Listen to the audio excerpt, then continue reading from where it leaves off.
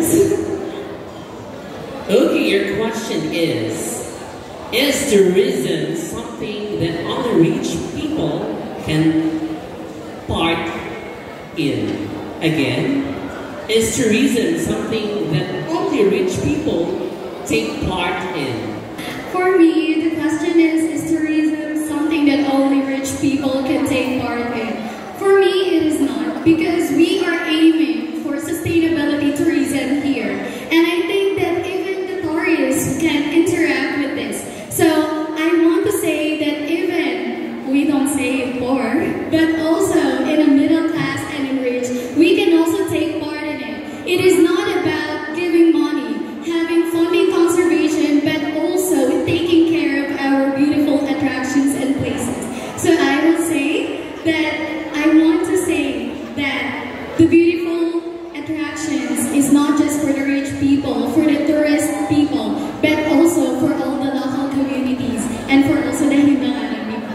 Thank you. And your question is, how can you be a good ambassador for Hindang's tourism industry? Again, how can you be a good ambassador for Hindang's tourism industry? Thank you for that question. Being a good ambassador here in Hindang Leyte requires both passion, knowledge, and effective communication skills. By embodying these principles and actively fostering collaboration with the stakeholders, you can actively promote and be an ambassador for Hindang tourism. Then I can be a valuable ambassador also for the Hindang tourism, and I will unlock the full potential of the Hindang tourism to its cultural and natural assets. Thank you. Name the top tourist attraction Hindang is known for. Okay, thank you. Actually, to be honest, I don't know what is the top tourist here in Hindang Leyte because I'm from our city. But based on my research, the top tourist of Hindang Leyte is the Hindang Cave. Tourism is a very good hope for Hindang Leyte,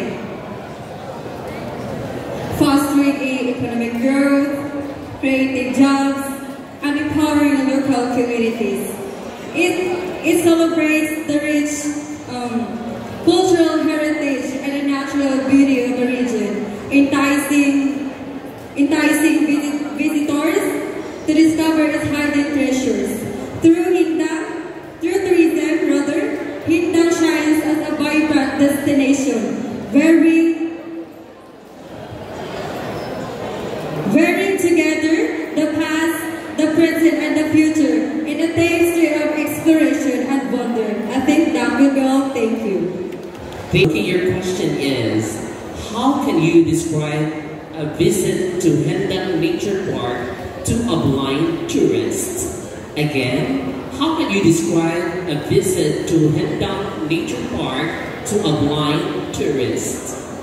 Describing a visit to Hindang Nature Park to a blind tourist requires painting a vivid picture through sensory experiences, with the help of local community, and I will tell to a blind tourist, imagine being enveloped in a soothing sound of rustling leaves. Bubbly streams as you explore Hindang tourism, feel the warmth of the sun on your skin and the cool breeze against your face as you stroll along at the pathlands with vibrant flowers and cool streams. Though you may not see the beauty of Hindang Nature Park, it offers journey that captivates the essence of the soul. Thank you. The question is, what images spring to mind when you hear the word Hindang tourism?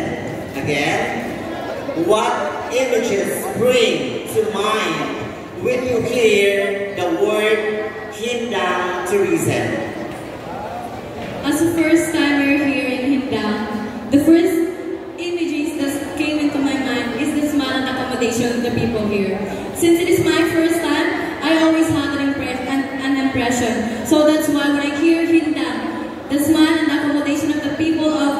Hindang is what that comes to my mind. Thank you.